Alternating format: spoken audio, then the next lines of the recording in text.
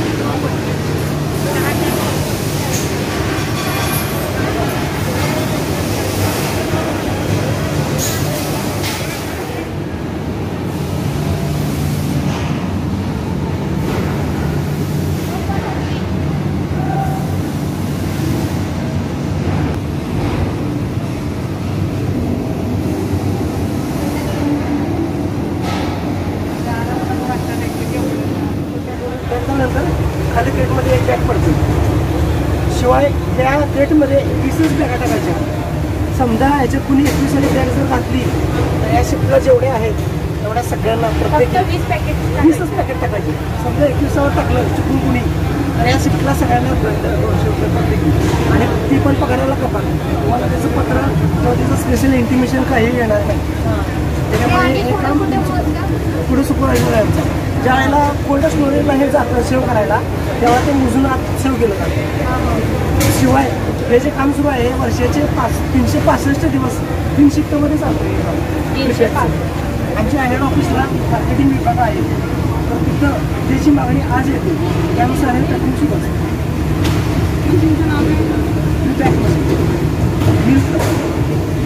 कावं आणि पकेलो दोन्ही हा दोन्ही. ह्या बाजूला कावं आहे, त्या बाजूला पकेलो आहे. पलीकडं स्टोरेज आहे. म्हणजे आता आम्हाला कोल्हापूर शहरासाठी 1 लाख लिटर दूध पाठवायचं आहे, तर तो स्टोरेज 1 लाखाचं पूर्ण केलं आहे रेटसाठी. असं प्रत्येकाचं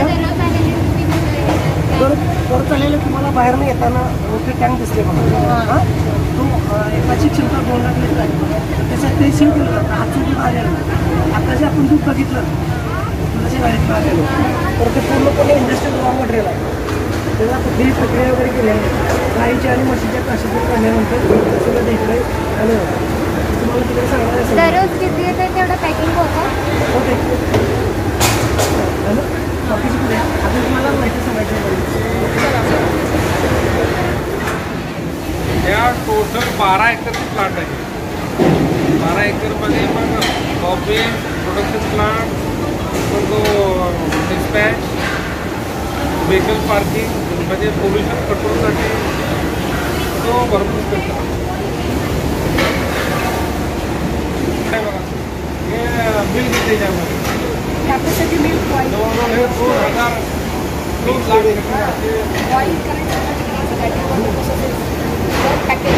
सेल किती माहिती काय 18 कोटी 19 कोटी 20 कोटी 22 कोटी लिटर सेल करतात ते.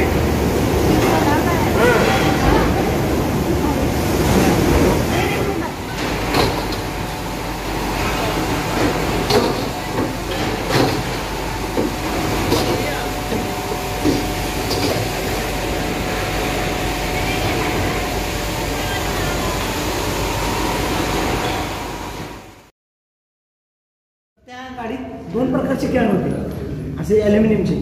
तर एका कॅनवर लाल अक्षरात नंबर लिहिलेले होते, एका कॅनवर निळ्या अक्षरात नंबर लिहिलेले होते. ज्या कॅनवर निळ्या अक्षरात नंबर लिहिलं होतं ते गाडीचं दूध होतं आणि ज्याच्यावर लाल अक्षरात लिहिलं होतं ते म्हशीचं दूध होतं. तर त्याची क्षमता 40 लिटरची आहे. तर ते त्या गाडीला वेळ दिला जातो 1 तास 10 मिनटं 45 किलोमीटर गाडीला कव्हर करायला ते वेळ दिला जातो. तेवढ्या वेळात ती गाडी येणं गरजेचं आहे. गाई आणि म्हशीच्या काशेतून दूध काढल्यानंतर 1 तासाने ती गाडी इथं आमच्या गेटवर येणं गरजेचं आहे. जास्तीत जास्त 10 मिनटं लेट चालतं. त्याच्या पुढे जर काय दूध खराब झालं किंवा गाडीला काय प्रॉब्लेम आला वाटेल तर त्या गाडी मालकाने बघायची. ह्या गाड्या सगळ्या आमच्याकडे ज्या आहेत त्या पूर्णपणे भाडे तत्वावर आहेत. तर त्यांना ग्रेस पिरियड 10 मिनिटाचा दिला जातो. आता जे आपण जे दूध मिळलं ते इंडस्ट्रियल रॉ मटेरियल आहे, पूर्णपणे कच्चं दूध, त्याला कुठलीही प्रक्रिया केलेली नाही. तर ते इथं आणल्यानंतर पहिल्यांदा तुम्हाला इथं चेनद्वारे आत कॅन जाताना दिसला बघा. तिथं 2 कॅनचे होत होतं ते. इथे टॅम्प बघितला बघा सगळ्यांनी मोठा. तर तो टॅम्प पूर्ण भरत नाही. एका गाडीचे कॅन एका वेळेसच ते घेतले जातात. गाईचे असे सेपरेट केले जातात, म्हशीचे सेपरेट केले जातात. तर पहिल्यांदा गाडीचे घेतले जातात. तो टँक भरला जातो. त्या टँकची एक जनरल टेस्ट काढली जाते. त्या चेनवर एक बॉटल दिसली बघा तुम्हाला जाताना. छोटे छोटे ते दूध असं एकत्र हे केलं जातं, मिक्सिंग केलं जातं सगळं आणि त्याची जनरल टेस्ट काढली जाते. त्या जनरल टेस्टद्वारे जी तुमच्या गावातली प्राथमिक दूध संस्था डेअरीची असते तिला दर दिला जातो. दर 10 दिवसाला तो दर 10 दिवसाला आम्ही त्याला पेमेंट करतो. त्या जनरल टेस्टद्वारे तिथं जे कर्मचारी आहेत त्यांना माहीत नाही आहे हे कुठल्या संस्थेचं दूध झालं. फक्त त्या कॅनच्या नंबरवर कॉम्प्युटरला तिथं सेव्ह केलं जातं आणि नंतर त्याचा हिशोब दुपारी बघितला जातो. त्यानंतर ते दूध चिल्ड करण्यासाठी पुढं पाठवलं जातं. पहिल्यांदा ते चिल्ड केलं जातं -°C, -18 असेल, 20 असेल, कदाचित 22 पण असेल.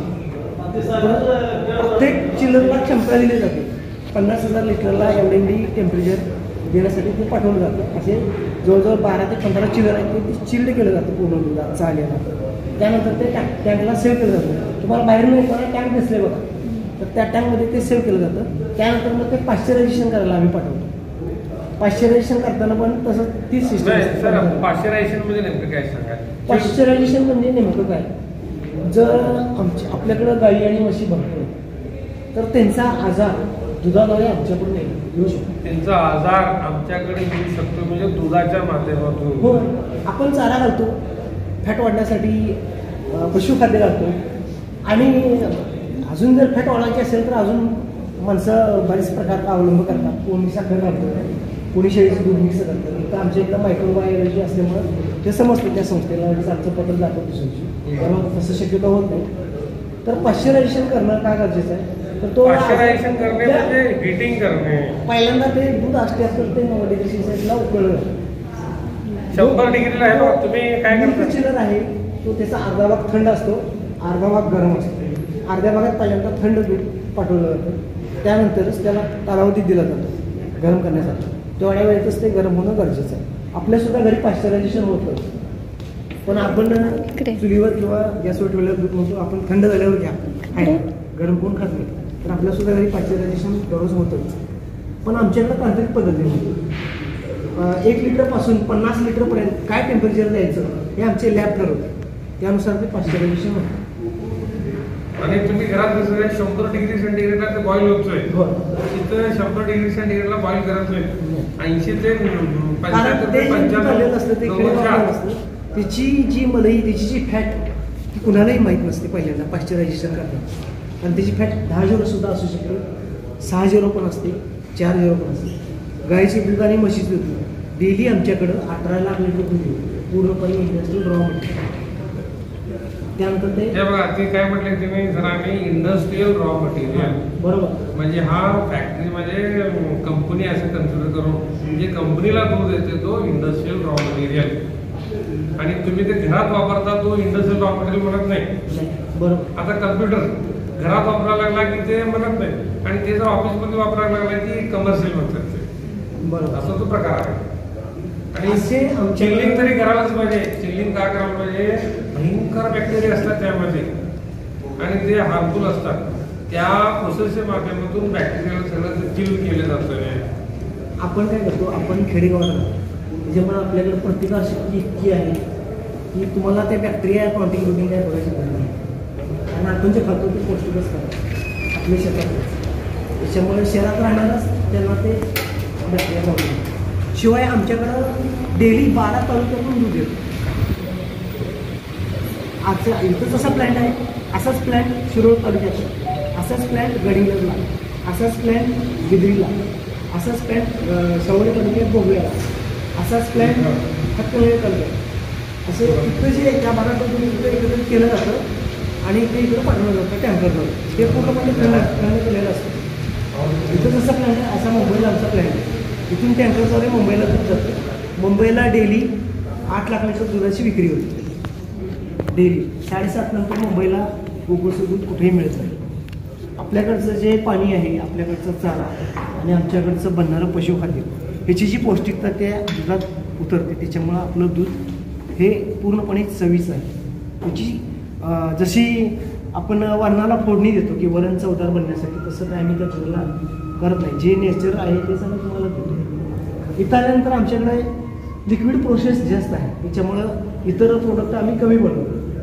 शिवाय आमच्याकडे जे आम्हाला 7 ते 8 लाख दूध उत्पादक आम्हाला दूध पुरवठा तर त्या पशुवैद्यकीय सेवा त्यांना आम्ही पूर्णपणे फ्रीमध्ये देतो. फक्त नाममात्र 80 रुपये केस रुपये देतो. भले ते कळालं काय ते फार्मर्स म्हणजे दूध तयार म्हणजे आम्हाला जे तुमच्या डेअरीचे दूध म्हशीला काहीतरी झाले की ते कंपनीनं फ्री ऑफ कॉस्ट मध्ये 60 पशुवैद्यकीय तज्ञ नेमलेले आहेत. ते पण मुंबई कृषी विद्यापीठ मुंबईचे तिथले सगळे. शिवाय त्यांना संघाची विकल, संघाचा मोबाईल आणि मेडिसिनचा एक बॉक्स असतो. समजा गडिंग्लज तालुक्यातल्या एखाद्यानं स्पेशल व्हिजिट नोंद केली की आमची म्हैस आजारी आहे तर त्याच्या घरी जाऊन त्याला ट्रीटमेंट केली जाते. त्या 60 रुपयामध्ये. त्याची औषधाची कॉस्ट वगैरे काही लावली जात नाही, पूर्णपणे फ्री दिली जाते. फक्त त्यांचं मेन एम काय, दूध जास्त यावा फॅक्टरीला. शिवाय आजारी पडल्यानंतर डॉक्टर विथ मेडिसिन तुमच्या घरी जाऊन फ्री ऑफ कॉस्ट ट्रीटमेंट करतात. मग तुम्हाला ट्रीटमेंट करून दिल्यानंतर तुम्हाला असं म्हणायला वाटतं की हे दूध आम्ही गोकुळलाच घालावा. बरोबर. त्या हिशोबाने ते सर्व्हिसेस दिले जातात. शिवाय त्यांना चाऱ्याचं बियाणं त्याच तत्वावर दिलं. समजा बाहेर बाजारात आणि कमीत कमी मॅक्झिमम डॉक्टर्स या कंपनीला नेमलेत. गडिंग्लज तालुक्याला एवढे, आजनाला एवढा, चंदगडला अशी टोटली 60 पशुवैद्यकीय तज्ञ नेमले.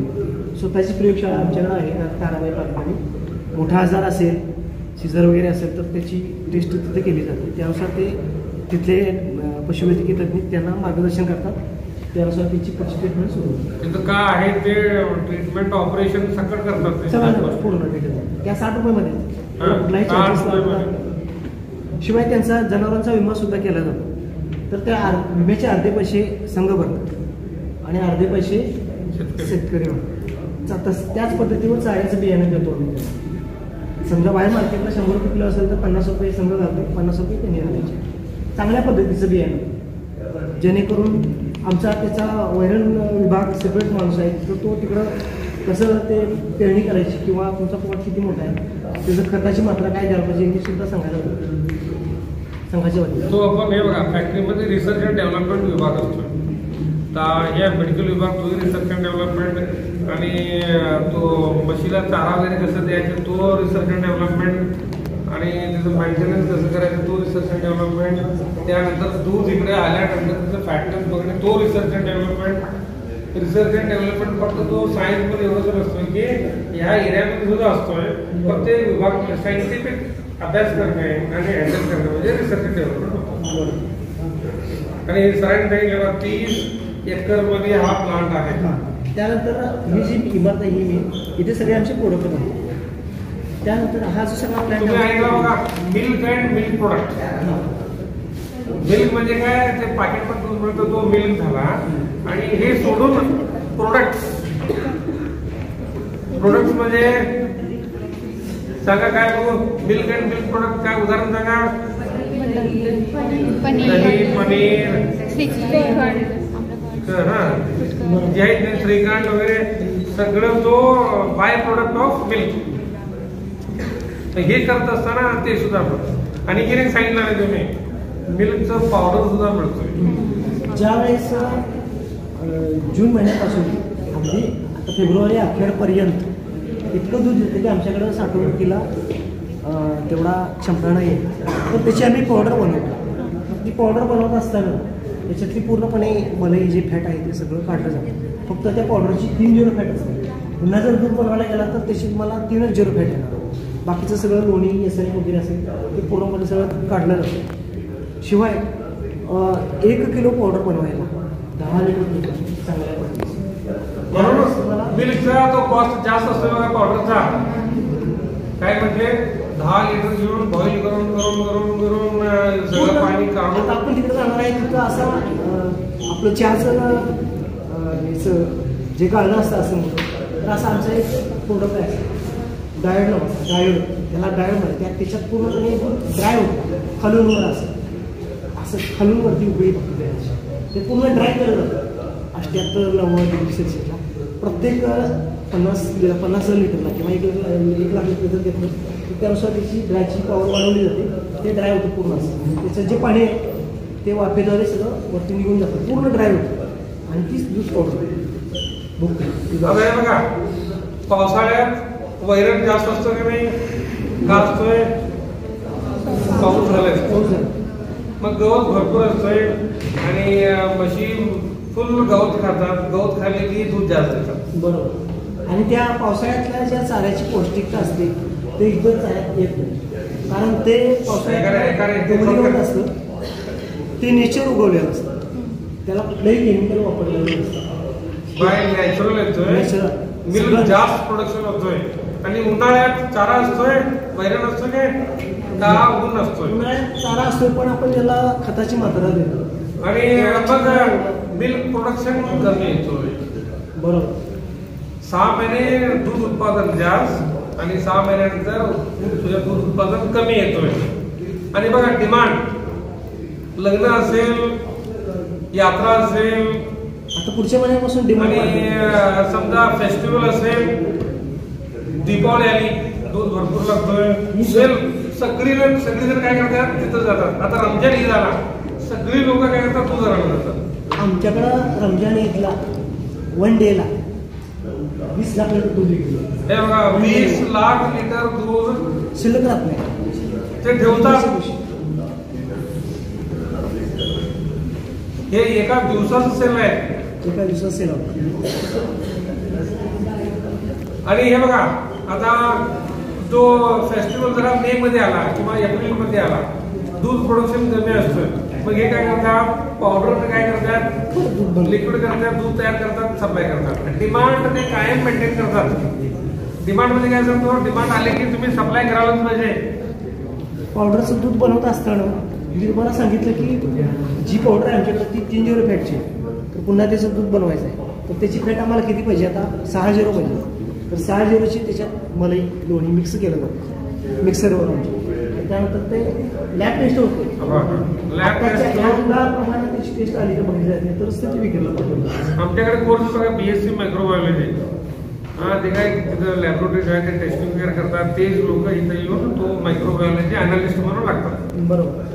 तिने काय करत असतात, फॅट हा जे होतं केलं जातं तिथं ATP प्लॅन्ट आहे आमचा. ते पाणी इतकं शुद्ध होतं.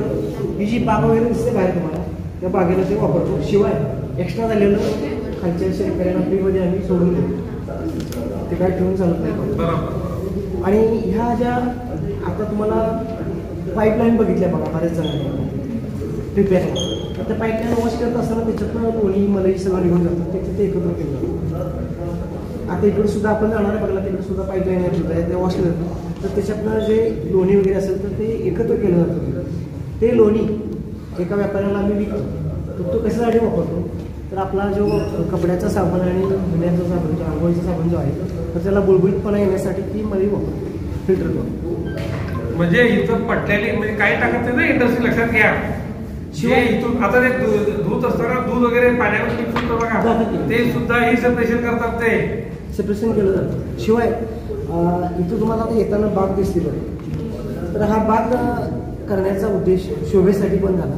दुसरा एक महत्त्वाचा विषय आहे, हवेतून जे येणारे बॅक्टेरिया आहेत ते आमच्या हातल्या प्रोडक्टवर कुठल्याही मारा करतात. तिथं पानं फुलं फळं आकर्षण होऊन तिथंच ते थांबतात, आत येत नाही. त्यासाठी बाग वगैरे करण्याचा उद्देश. कुठल्याही खाद्यपदार्थ कंपनीकडे गेला मोठ्या तर तिथं तुम्हाला बाग डेव्हलप केलेली दिसेल. शिवाय मिल्क पावडर, बऱ्याच आईस्क्रीम कंपन्या मिल्क पावडर वापरतात, बऱ्याच बिस्किट कंपन्या मिल्क पावडरच वापरतात. टेस्ट येण्यासाठी तो मिक्स करावा लागतो, यूज करावा लागतो. बरोबर. आता तुम्ही तिकडं प्रिपॅक विभाग बघितला बघा, तर तिथं पॉलिथिन पेपर येताना दिसला बघा, तर तिथं आता जे पॅकिंग सुरू होतं ते म्हशीच्या दुधाचं होतं. फुल क्रीम पाश्चरायझर मिल्क होतं ते, तर त्याची फॅट कमीत कमी 6 होती बघा. अर्धा लिटरचं पॅकिंग सुरू होतं. ते जे काम सुरू होतं ते वर्षाचे 365 दिवस 3 शिफ्टमध्ये सुरू असतं. आमच्या ऑफिसला मार्केटिंग विभाग असतो, तर तिकडे उद्याची मागणी आज येते, त्यानुसार ते पॅकिंग सुरू असतं दुधाचं. सरळ म्हटलं बघा, तुमचं दूध दुकान आहे, डेअरी आहे, तुम्ही काय करता, मला उद्या किती लागणार आहे ॲडव्हान्स त्यासने मेल करायला पाहिजे किंवा व्हॉट्सअप करायला पाहिजे. तुमच्या ते तुम्हाला आयडी दिलेले असतात नंबर, त्या नंबरवरून तुम्ही टाकला की तुमचं डिमांड इथं दिसतंय आणि मग तो पॅकिंग करून मग तुम्हाला ते डिलिव्हरी करतात. उद्या सकाळी तुम्हाला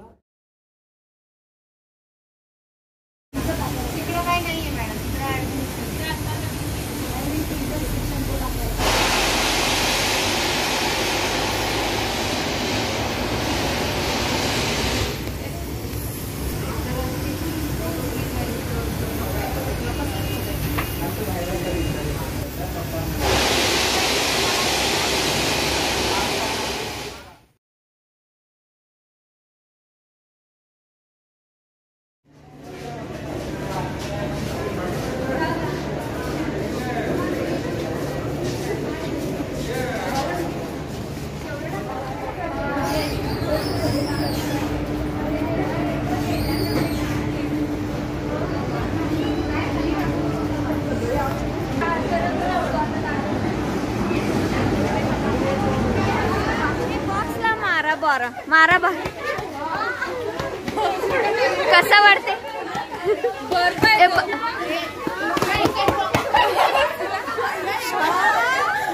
ते बॉक्सला मारा, असं मुक्की मारा.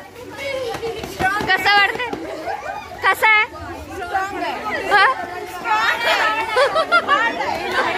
मारा मारा अजून एकदम.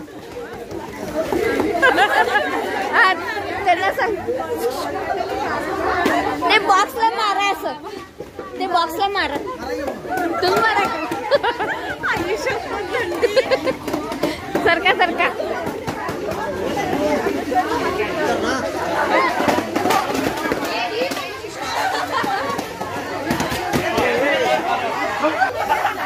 कसं वाटायलंय? खूप छान. फ्रीजर जवळ जावं परत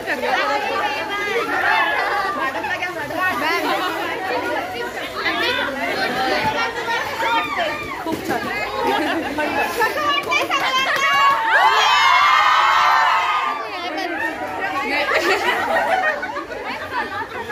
असं तुम्हाला कवा मिळत नाही. एक 5-10 मिनिटं कसं वाटलं जाऊन? पॅकेजिंग चालली आहे पावडरची.